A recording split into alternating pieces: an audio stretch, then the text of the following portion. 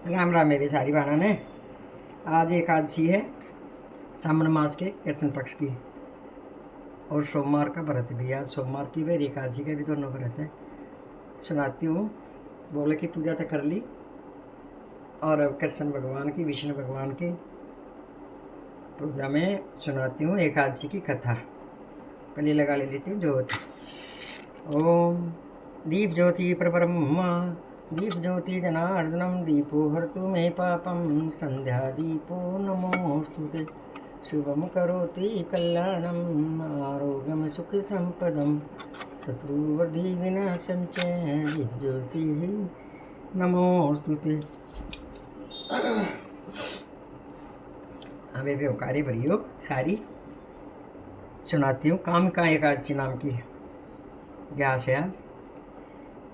युधिष्ठिर ने पूछा, गोविंद वासुदेव, आपको मेरा नमस्कार है, और सावन के कृष्ण पक्ष में कौन सी एकादशी होती, कृपा करके उसका वर्णन करो।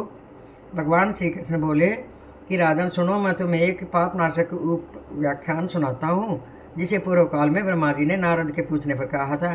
नारद जी ने प्रश्न किया था कि हे भगवान कमल आसन, मैं आपसे यह सुनना चाहता हूँ कि सावन के कृष्ण पक्ष में जो एकादशी होती है उसका क्या नाम है, और उसके देवता कौन है, और उससे कौन कौन सा पुण्य होता है, प्रभु ये सब समझाओ। ब्रह्मा जी ने कहा था कि नारद सुनो, मैं संपूर्ण लोगों के हित की इच्छा से तुम्हारे प्रश्न का उत्तर दे रहा हूँ। सावन मास में जो कृष्ण पक्ष की एकादशी होती है उसका नाम कामिका है। उसके समन मात्र से वाजपेयी यज्ञ का फल मिलता है, और उस दिन श्रीधर, हरि, विष्णु, माधव और मधुसूदन आदि नामों के भगवान का पूजन करना चाहिए। भगवान श्री कृष्ण के पूजन से जो फल मिलता है वह गंगा, काशी, नैमिषारण्य और पुष्कर क्षेत्र में भी सुलभ नहीं है। सिंह राशि के बृहस्पति होने पर तथा व्यक्तिपात और दंड योग में गोदावरी स्नान से जिस फल की प्राप्ति होती है वही फल भगवान श्री कृष्ण के पूजन से भी मिलता है। जो समुद्र और वन सहित समूची पृथ्वी का दान करता है तथा जो काम का एकादशी का व्रत करता है वह दोनों बराबर हैं। जो ब्याई हुई गाय को अन्य सामग्रियों सहित दान करता है, अनन्य सामग्रियों सहित दान करता है, उसके बराबर इस एकादशी का व्रत करने का फल है।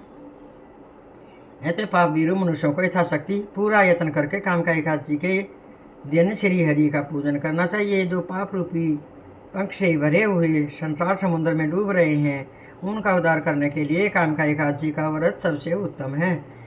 अध्यात्म विद्यापरायण पुरुषों को जिस फल की प्राप्ति होती है उससे बहुत अधिक फल काम का ग्यास का व्रत करने से होता है।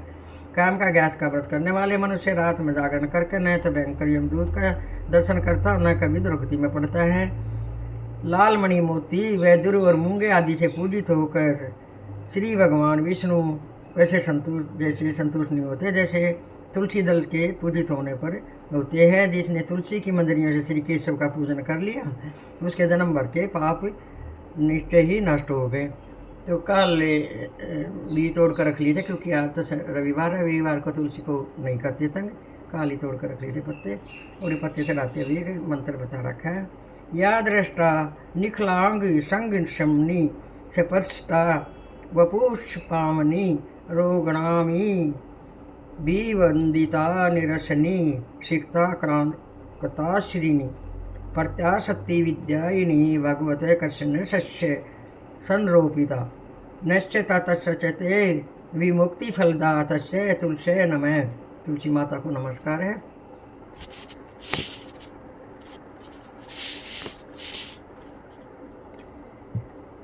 अभी तुलसी दल चढ़ाया, तुलसी की मंजरी सहित तुलसी पत्र चढ़ाना होता है।